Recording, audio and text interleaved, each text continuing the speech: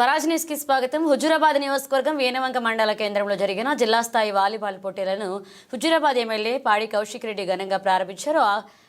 ఆటగాళ్లను పరిచయం చేసుకున్న ఆయన ఫుట్బాల్ టూర్ని ప్రారంభించారు. ఇక పోటీల్లో పాల్గొన్న క్రీడాకారులను ఎమ్మెల్యే అభినందించి క్రీడల ఆరోగ్యాన్ని పెంపొందించడంలో కీలక పాత్ర వహిస్తాయని గుర్తు చేశారు.